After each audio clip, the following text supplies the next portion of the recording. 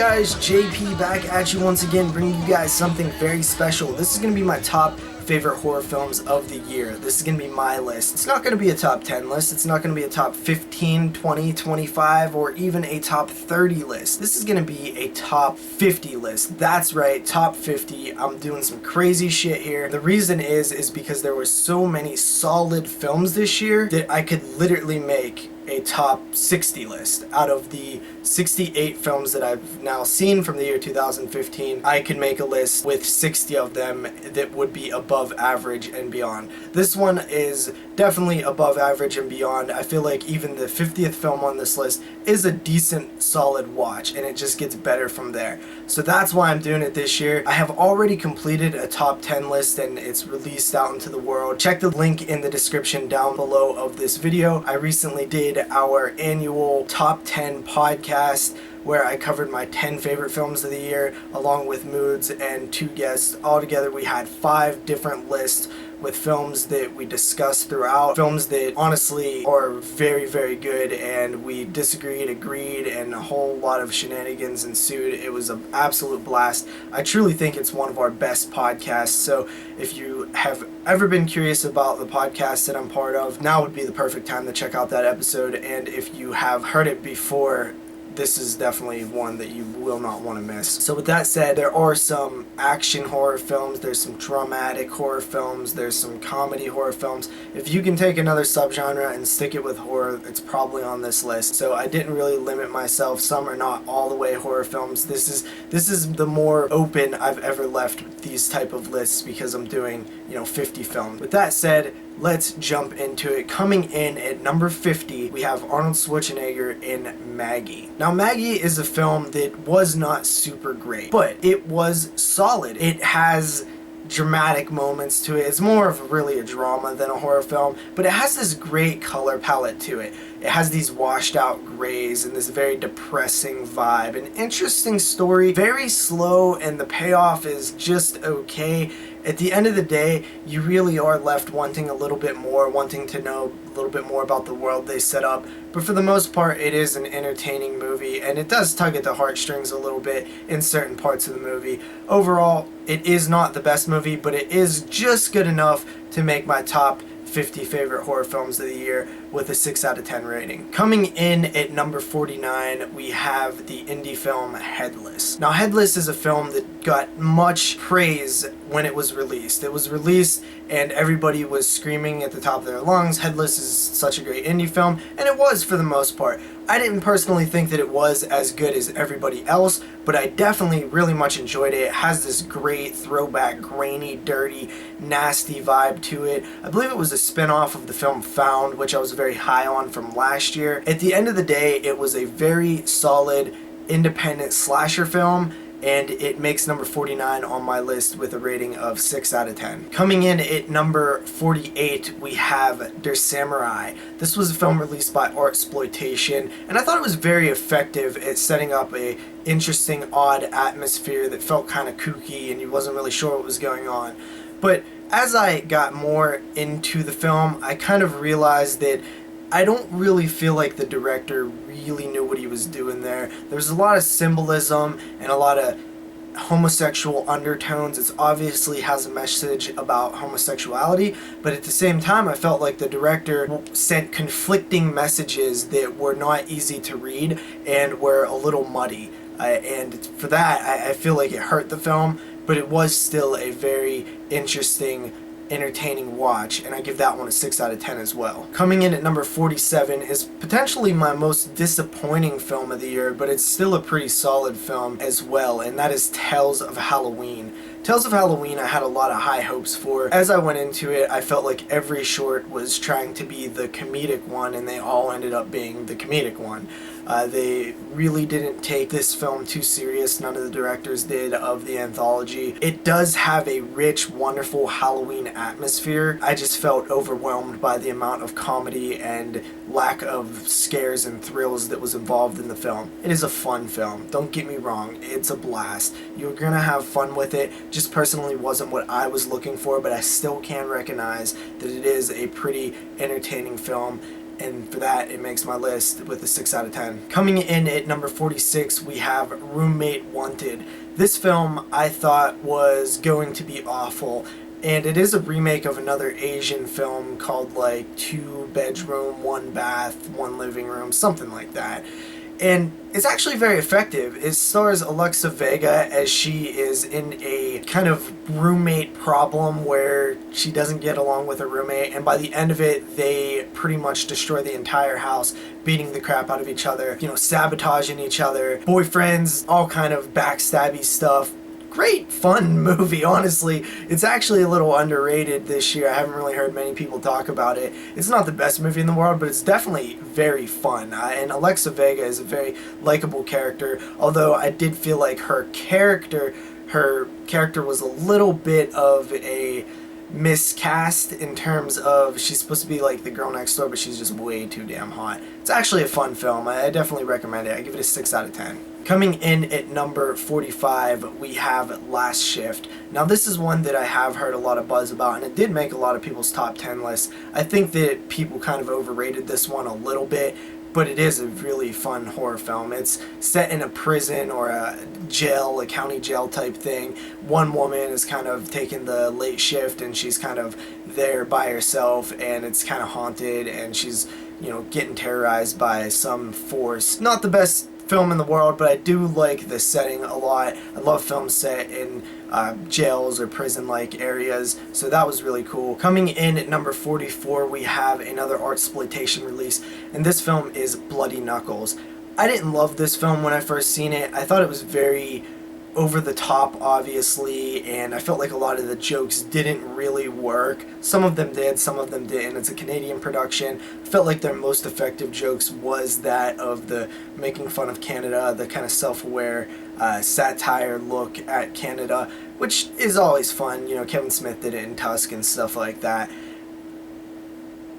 But I felt that a lot of the other jokes didn't really work. It wasn't until afterwards when I started watching some of the special features and I started listening to the director and watching him talk about the film, and he went and visited Diabolic DVD, which was a cool little special feature, where I realized, like, wow, I really like this guy and I want him to succeed. And kind of reflecting on what I have seen from his personality, it honestly made me like the film a little bit better. Not much better, but definitely I bumped my rating up a 0.5. There's some good scenes in it as well. It's definitely a horror comedy, over the top. It's funny. It's kind of like that South Park humor, maybe not as clever. I give it a 6.5 out of 10. Coming in at number 43, we have Unfriended. Now this was a film that I definitely was expecting to hate, and honestly really ended up enjoying it. I don't think it's an amazing film, based on my rating that I'm about to give, but I did enjoy it more than my rating may suggest.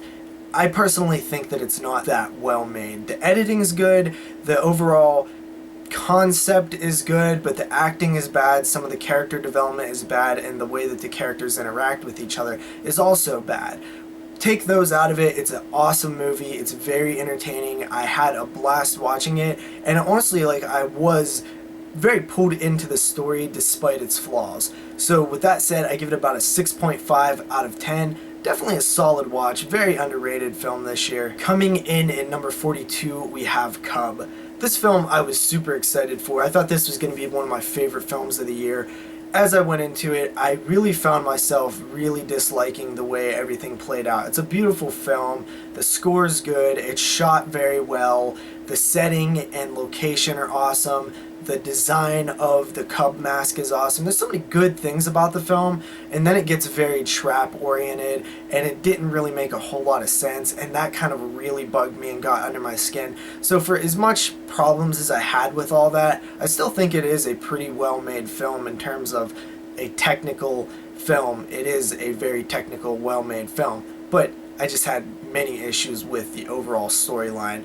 With that said, though, I do think that it is worth a watch, and it is one that I kind of do think about often when I'm, looking at other films or there's wood settings. I do think of some of the shots, like the nest and stuff that the little cub character slept in. So, I mean, it kind of stayed with me a little bit, surprisingly. I give that one a 7 out of 10. And coming in at number 41, we have Poltergeist. This is the remake here. This was actually quite a surprising watch. I wasn't expecting much out of it, and it actually was alright. It honestly was pretty good. It doesn't have the heart as the original. If you stand there and compare it to the original, you're gonna hate it.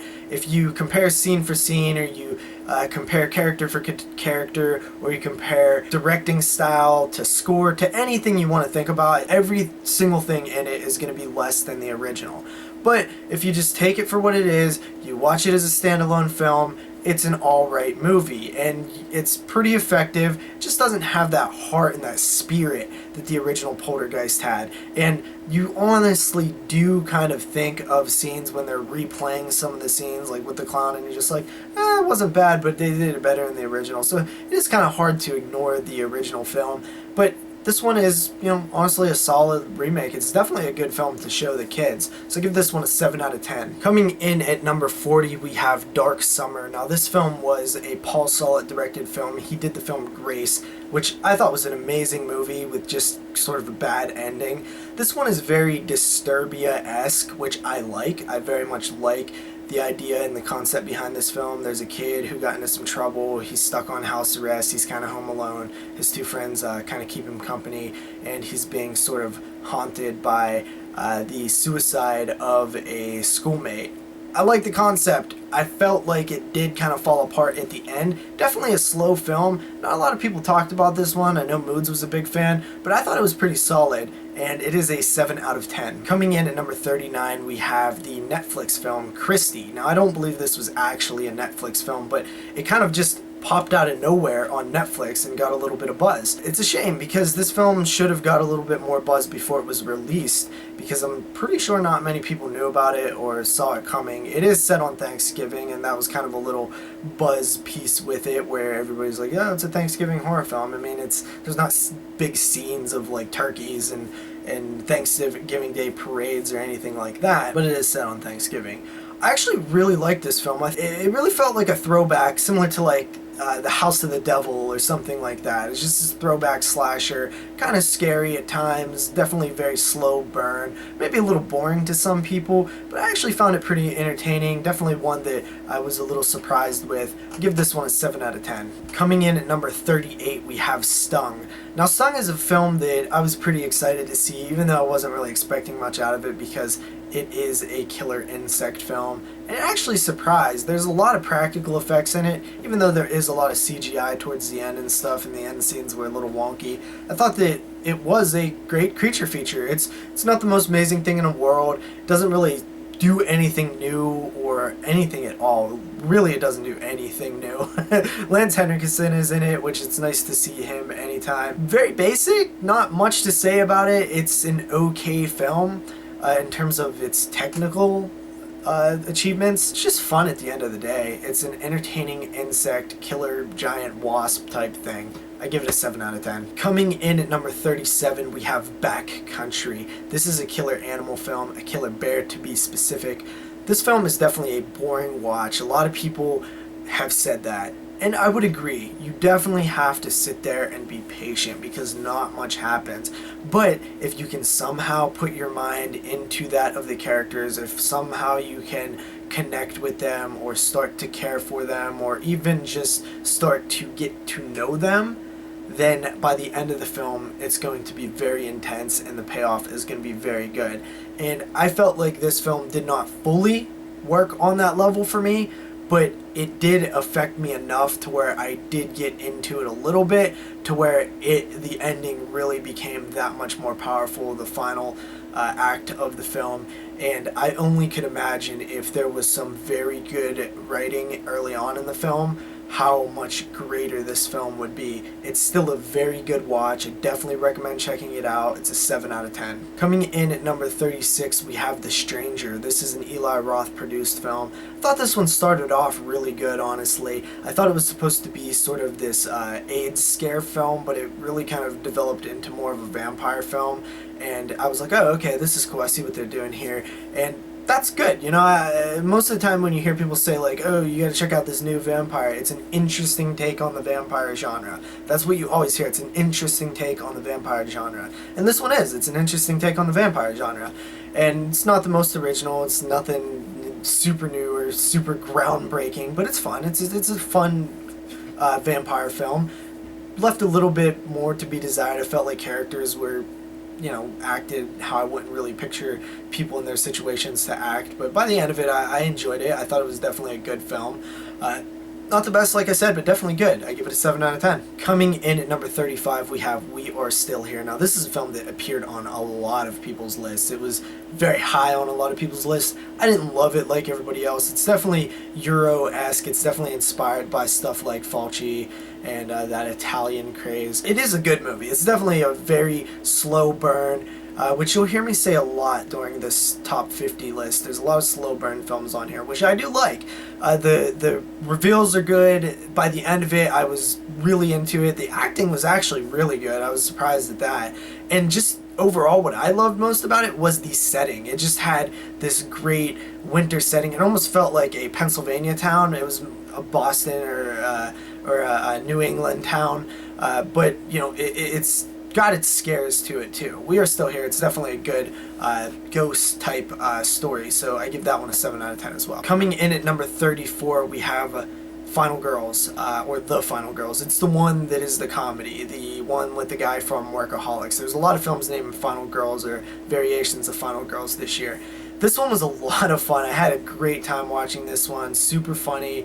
Really, really fun film. It's definitely uses the slasher tropes in a satirical way. I mean, the killer is essentially Jason Voorhees. If they, you know, if they pushed it any further, they would have got sued for copyright infringement, because that's how similar to Jason Voorhees this character was. Lots of laughs, man. I honestly had a great time with this one. It's well shot. It looks good. It's very bright and in your face. I like that about it. The characters are likable. It's very funny. I don't really know what else to say about it. It's a great horror comedy. I give that one a 7 out of 10 as well. Coming in at number 33, we have Reckless. This film was a remake of, I forget what the name of the film was, but it's something to do with a girl. It's a weird film to remake because they remade it in another country. I forget exactly what country it's from, but it's a very good film. I mean, I really was into it. I found it to be very intense.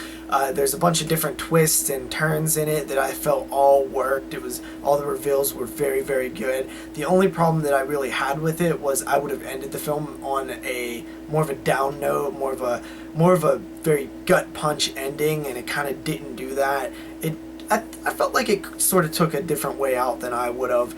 But, I mean, the intensity of this film is very high. It's a very enjoyable film. I give it a 7 out of 10. Coming in at number 32, we have Zombievers. Now, Zombievers is a film that I was expecting not to like. It's those over-the-top comedies that are, you know, so tongue-in-cheek that I usually can't stand them, that are, you know, attempting to be bad. But I disagree. I think that this film was not attempting to be bad. It was attempting to do things that maybe could be perceived as bad, but I don't think that they were bad. It's very Black Sheep. It's kind of like Black Sheep, if you've ever seen that film. It's using these ridiculous scenarios, but it's playing them smart. And that's one of the things that I really appreciate about these type of films that use dumb humor, is if this makes sense at all, it's kind of crazy to say, but they're smart at using dumb humor. That's kind of what they're doing. They're intelligently being dumb. It's kind of a weird way to explain, but there's a difference between this and stuff that Bills Above does, where it's just retarded. I love Zombievers. I had a blast with it. Zombievers kicks ass. 7 out of 10. And coming in at number 31, we have Tremors 5. Tremors 5 was a sequel that should not have worked. It's a sequel that probably shouldn't have happened, but I'm glad it did happen, and it did very much work. There's actually only one scene where I felt totally out of character of Burt Gummer. He's stuck in a cage and he's kind of hallucinating. That scene felt completely pointless. It felt like it was only there for comedy, but it did not work at all, and it really bugged me. But with that said, I'll take that out, and you got a great, fantastic Tremors film. They have callbacks to the original film, which I love. Burt Gummer's ex-wife in the film was played by Reba McEntire in the first film. They kind of have a callback to her, which I thought was pretty cool. They mention her, and the graboids and, you know, the ass blasters are still there. I was a little disappointed that the shriekers weren't very they weren't there at all, really, but you know, they added some new stuff. I mean, it was a good movie. It was a good sequel, and I love the Tremors series. This is definitely probably my third favorite in the series. Very solid stuff. I give Tremors 5 a 7 out of 10. Alright, breaking into the top 30. First up, we have Insidious Chapter 3. This one I thought was really good. I did not expect it to be as good as it was. It is a solid ghost story. It is just a solid haunting film. It's not that much of an Insidious film, but it has enough of those familiar elements to where you're like, okay, it is an Insidious film. It's a prequel, so it's a little different. It's like just another story set in the Insidious world, which I really liked, man.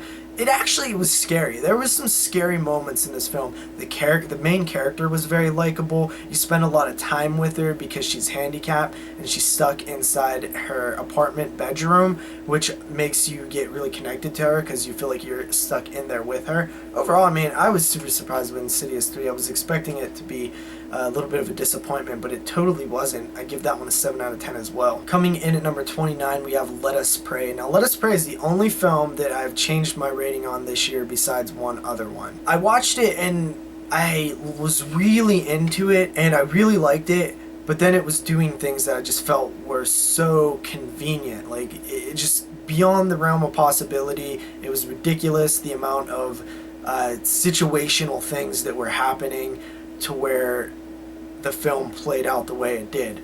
But as I kind of accepted a little bit more, it's one that stayed with me. I kept thinking about it a lot because of the atmosphere and because of the scare factor and because of you know, moments in the film. They stuck with me. So at the end of the day, I was like, okay, it does have a lot of flaws with the things that I said, but because it's staying with me, I think that I underrated this one. Literally, like, I gave it a lower rating than it should have had. So I bumped up my rating, I reevaluated it, I found out that I liked it a lot more than I thought I did. Even though I did know that I liked it, I wanted to like it so much. And I think that's why I was so harsh on it after I finished it, is because I felt like it was such a strong movie and they really just kind of did a few stupid things that really pissed me off, and they could have easily been fixed. That it was such an amateur mistake to do that, and it made me really mad and I was getting pissed. But I do like Let Us Pray. I actually love it. It's a great movie. It really is. I love the atmosphere. I love the setting. It's also set in a jail, which I think is really cool. And yeah, I give this one a 7 out of 10 as well. Coming in at number 28, we have Digging Up The Marrow. Now, this one I caught a screener early on in the year, and I really did like it. It's one that I was looking forward to a lot because I'm such a big fan of Adam Green. I mean, I really am. Like, I love this guy's films. The Hatchet trilogy, Frozen is my favorite, Spiral is my second favorite. I love his show Holliston, and I was really just looking forward to see what he would do with a found footage style film. Plus, I listened to his podcast leading up to the film, so I got to see a little bit of backstory, you know, during the production and stuff. And when it came out, I was a little underwhelmed. I thought that I would like it a little bit more. I felt like there was, you know, it was done on such a low budget that I felt like it really kind of did hurt the film a little bit because I wanted to see more of the world of the monsters in the film. But I mean, it's a great, fun story, very interesting.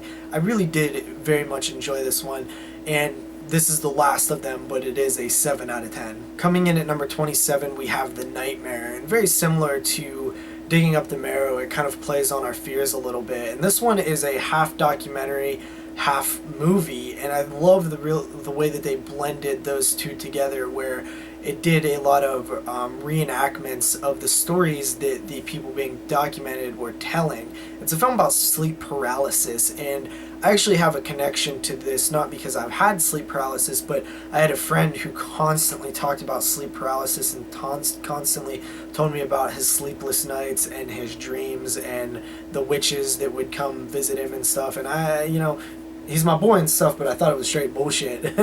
And he's not really known to be like a liar or anything, but it just seems so out there to me. And after watching this documentary, it still seems out there to me, but it definitely kind of put some things in perspective, and it's honestly a scary documentary. I really did love this.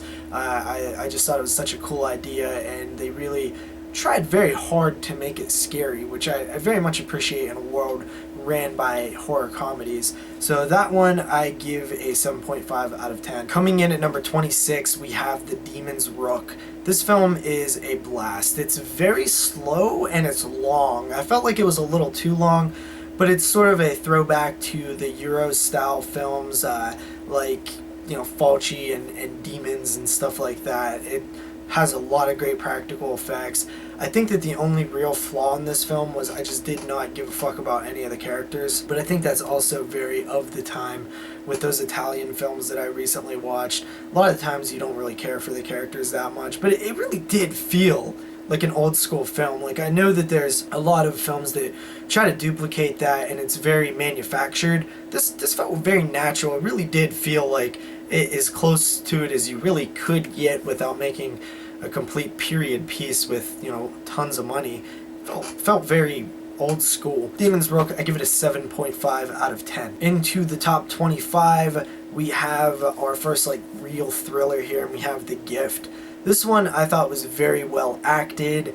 It was creepy. I just like the idea of a person invading your life and you can't really get rid of them, and they know things about you and they're kind of sabotaging you and they're doing things that you can't necessarily prove. It's just a good classic thriller setup, which I really enjoyed. The reveals are good. It's a good movie. All around, it's a very well-made movie. It is effective. It definitely is effective. I give it a 7.5 out of 10. Coming in at number 24, we have Circle. This is a film I checked out on Netflix, and if you like films like Cube, you will like Circle. It's not as good as Cube, but it's definitely very solid. 50 people wake up in a room standing in their individual own circle. They find out that every 3 minutes one of them is dying, and they find out that they are in control of the vote. Majority vote dictates who dies. They try all the different ideas that they have. Well, what if there's a tie? Well, what if we did this? Well, what if we did that? That's it. That's the film. You spend the entire time with them figuring out how to get out of this situation, ideas and concepts, and trying to break the rules and find out the rules. It's fun, it's entertaining, and it feels like you really do see everybody as it's going through. You are introduced to all the different character types and stuff like that, and some of them are cliched. The only real issue I had with it was that I felt like a lot of characters were really speaking out of turn. They really they would say things that any logical human would know that if I say these, everybody's going to turn against me. So it felt very uncharacteristic, unrealistic, unplausible for some of the character reactions. But I think you kind of need that to amp up the drama a little bit. I give that one a 7.5 out of 10. Coming in at number 23, we have A Christmas Horror Story. And this one is a Christmas anthology. Two things that I love: holiday horror, especially Christmas horror, and anthology films. They mash it together. The only problem that I had with this one that I can think of is that these stories were intertwined, but not all of them were good. So that became problematic, because normally in an anthology film, when you don't like a segment, once you finish it, it's done. But this one, you keep coming back to it, which you really just wish it was over, and every time you leave a good anthology segment to a bad one, you're a little disappointed. You're like, damn it, back to this one again. But most of them were good, and they were funny, entertaining, it's just a fun blast of a Christmas movie. I really like this one. I give it a 7.5 out of 10. Coming in at number 22, we have Turbo Kid. This film was a freaking blast. So much fun. It's like this post-apocalyptic film with a kid, and he got this Mega Man arm, and he likes this girl, and all this stuff's happening, and there's blood and gore, and he's on a bicycle. I mean, it's so cool. It's like a kid version of Mad Max. It's awesome. And if you don't like this one, you just don't like these type of films. I had a blast with it. It's a super cool, fun, entertaining. I mean, all the other adjectives you can use to describe this film in the vein of entertaining and fun, they all apply. It is a blast. Turbo Kid is awesome. It actually stars somebody from a main cast member from Degrassi, which I noticed. So 7.5 out of 10 for Turbo Kid. And coming in at number 21, we have A Girl Walks Home Alone at Night. I know this is shocking. A lot of people would probably put this much higher on their list. I know a few of them definitely would put this a little higher on their list. Overall, I did very much enjoy it. It is filmed amazingly. It is scored amazingly. I mean, the color palette of the black and white, it looks amazing. It looks amazing. There's literal scenes where they go on for minutes where you're just completely kind of amazed and you're just sucked into this story, this visual, artistic display. It's an amazing movie. It really is. To me, though, the story, if there's one thing, it's the story. Like, it's not like that much of a horror film, even though it's like a vampire film. I don't know. I was just wanting a little bit more in terms of story, but it's one that I feel like I do need to rewatch because I feel like this one will grow on me more and more. Even though I already really like it, you know, it's almost in my top 20 of the year. So I give that one a 7.5 out of 10 as well. Alright, breaking into the top 20, we have Spring. This film is very awesome. It is a romantic horror film, heavy on the romance, light on the horror, but it is a beautiful story. And I really did like it. I connected with it. It does take a little while to get going before you see anything that resembles horror, but once it happens, it's kind of a big moment. At least a few of the moments are very big.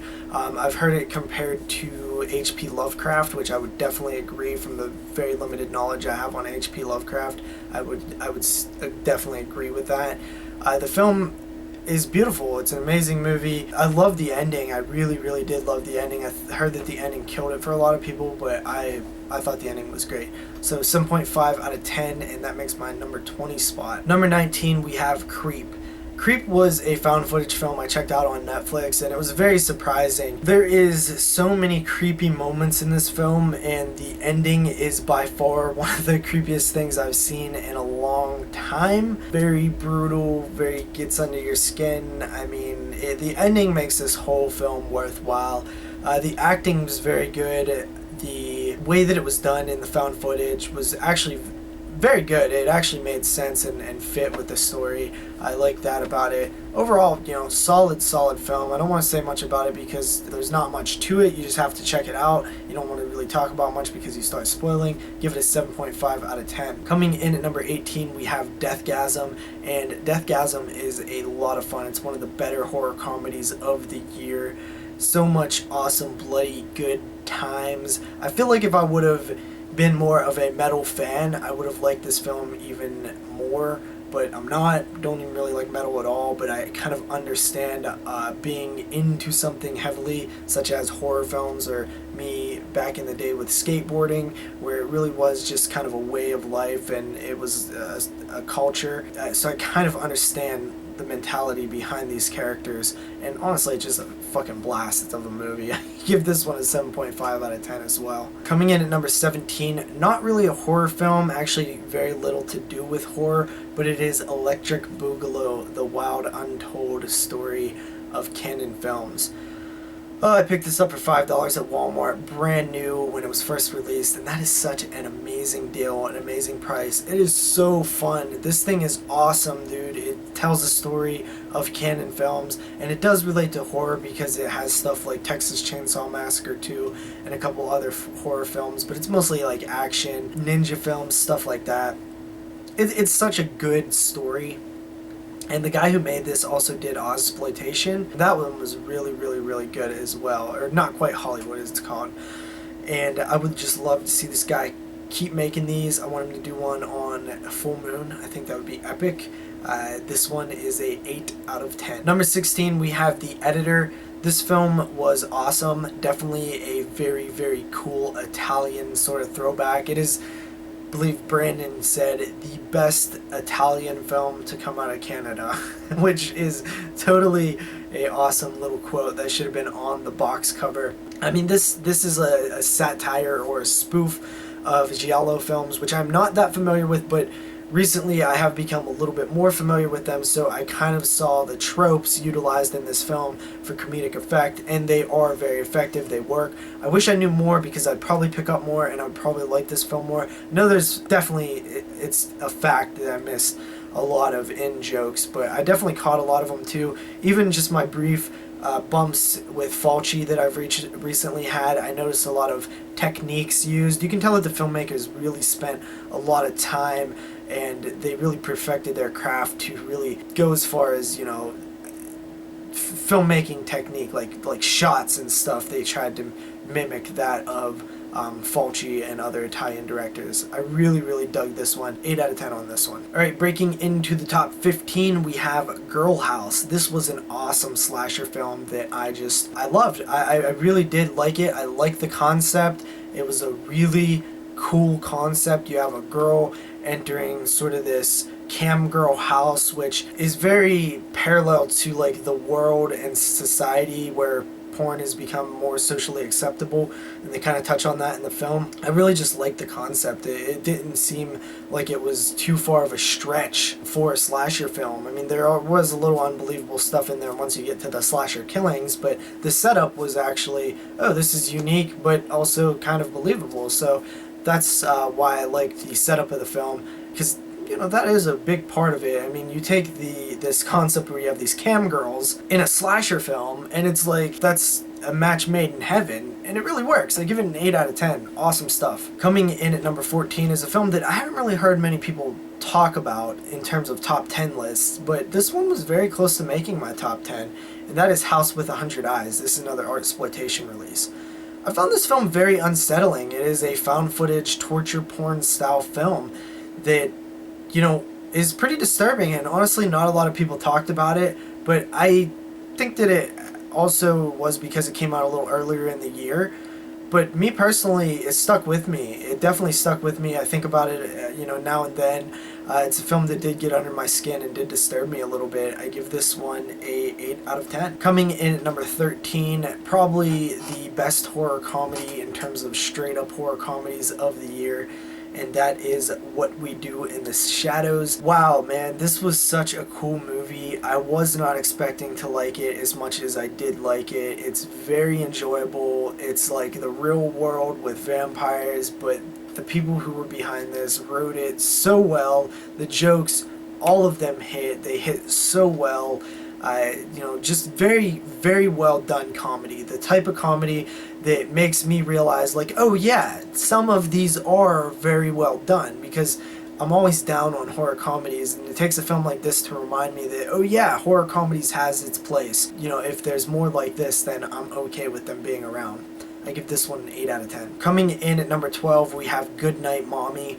This film was very good, and I liked it up until the end. I did have a problem with the ending because I saw the ending coming, and it was just an ending that I've seen too much of it as of late, and it really just kind of, I was hoping that it wasn't going to go the way it did, and it totally did.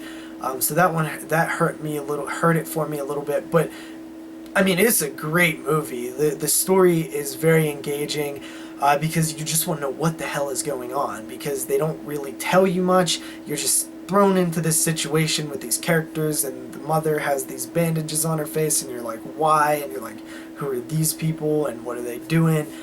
Just a lot of questions, a lot of questions, and they do get answered by the end. I was a little bit disappointed with the answers. Very well filmed, good music, stuff like that. I mean, it's a great movie despite its flawed ending, and I give it a 8 out of 10. Coming in at number 11, we have Horsehead. And Horsehead is a film that a lot of people forgot about. This is a nightmare. It is a nightmare on film, and that's why it's stuck with me, because I'll think about it all the time, and I'll be like, what the fuck was that movie about? And I wanted to revisit it just so I could kind of see a little bit more. There's definitely a lot of symbolism and metaphors in it, but it's very little explained symbolism and metaphors. So you really have to put your own thought into it and kind of interpret it as you will personally. I'm sure there are answers to it, but I don't know how much the director actually knows versus what was just a mix and a mashup of images and nightmarish qualities on film. I like to think that there's more of an answer to it, because that makes me like the film more than just being a mashup of craziness.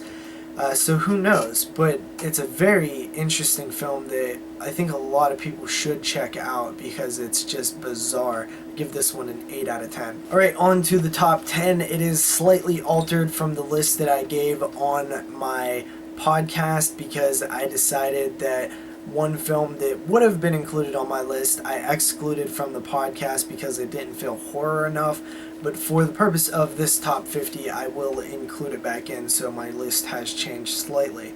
Coming in at number 10, we have Blood Punch. This was one of the cooler films I saw this year, one of the more surprises that I saw this year, and it kind of blew me away, man. It was just such a cool film. The director and writer establish roles, they let the audience know about these roles, and then they try really hard to stick to the roles, and they do. And that's what I love so much about it. It's a time travel, Groundhog Day type concept, and I love it because they stick to that concept, and it doesn't feel cheap once the film unfolds. It doesn't feel like they pulled any cop-outs or anything like that. I give it an 8 out of 10. Coming in at number 9, we have The Green Inferno, and this film I did very much like, but I had major problems with it. People said I can't handle the frat boy mentality of the Eli Roth characters. And going into it, I was like, yeah, I've heard that before. They don't bother me. They've never bothered. So I just expected them to be run-of-the-mill like Hostel or Cabin Fever, and they weren't. They were more than that. The characters did stupid things. The acting was bad. They didn't really talk normal, and that really kind of bugged me about it. But at the end of the day, like, I still really loved this film. I had so much fun with it. It was nasty, and it was beautiful to look at. It had so much hype, and it didn't really disappoint me, per se. Just certain actions about the characters disappointed me. But I love the social commentary on social justice warriors and how stupid they really are. So I like that about it.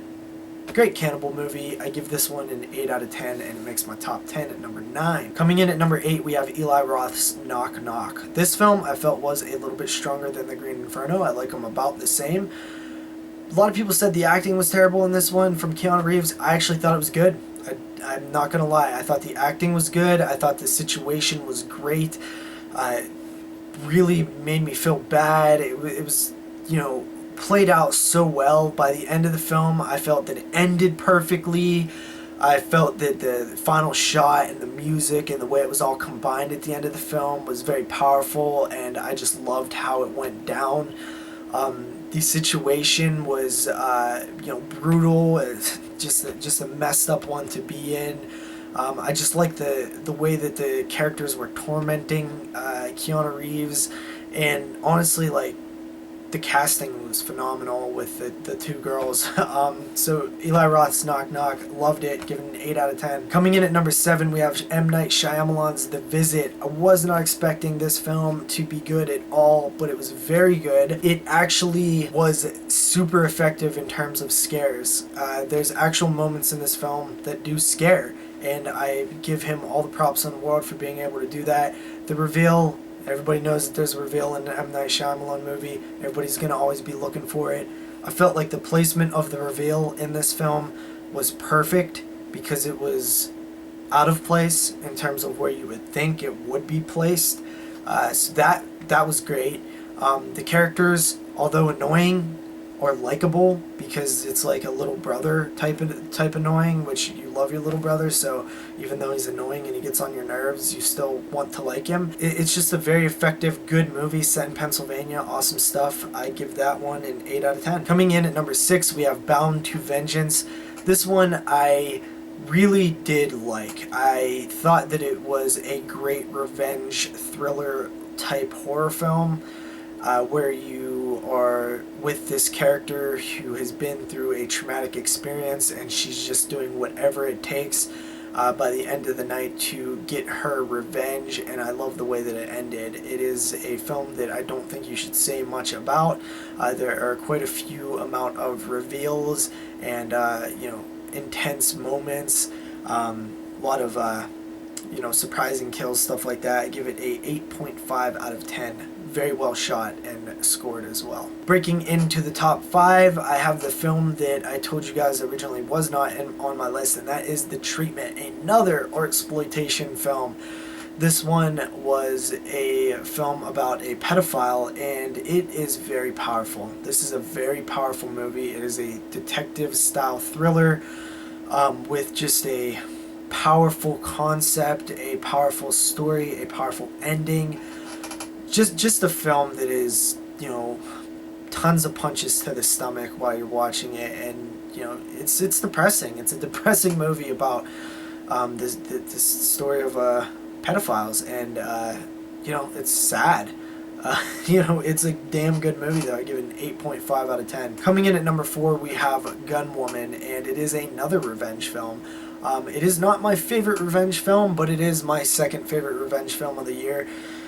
It just has this stylistic camera work and score and story that I really enjoyed. It is very well paced, and the final act of the film is amazing. It really is amazing. I love this film. Hands down, one of my favorite viewing experiences of the year. It was so much fun, and it was such a badass movie.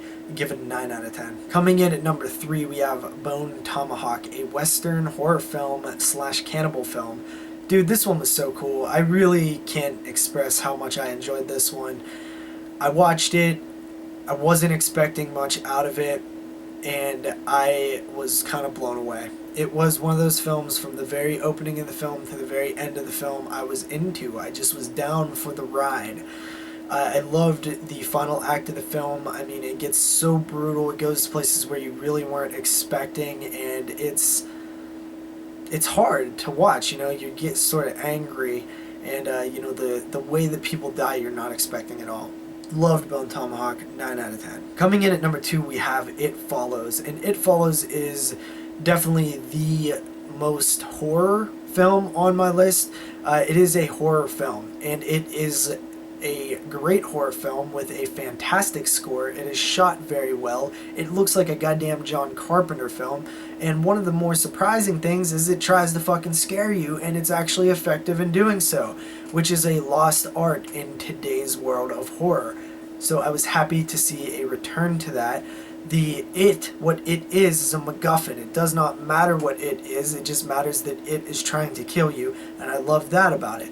It is a metaphor. It is a giant metaphor for, you know, sex and growing up. It is a coming-of-age film that is sort of timeless, and it's set in an era, even though it's modern, we see modern devices in the film, it is timeless. It feels like it could exist in anybody's childhood, and it sort of ignores the way that people are nowadays and goes to a much simpler time. I love the city. I love the setting that they chose. Overall, I just love this film. I give it a 9 out of 10. And coming in at number 1 is a film that I've really heard very few people talk about, but it is my favorite film of the year, and that is A Landmine Goes Click. This film, I do not want to say much about it. Just watch it. If you guys watch one film in the next week, make it this one. You're going to have to rent it because it still isn't out yet on disc. But it is an amazing movie. Such a small concept. A couple of friends are hiking in the Russian wilderness. One of them steps on a landmine. It goes click, and he is forced to stand on top of it while they try to figure out what to do. And then it gets very twisted and crazy. Dude, I love this film. It was so good. So good. It was definitely the most powerful film I felt this year. I was completely angry. I was sad. I was depressed. I was disturbed. All of that. Very intense film. Just such a well-made movie. Great acting. The performance of one character in particular was amazing. And I rate this film a 9.5 out of 10. Check it out. That is my top 50 favorite horror films of the year. Thank you for joining me. I'm JP. See you next time.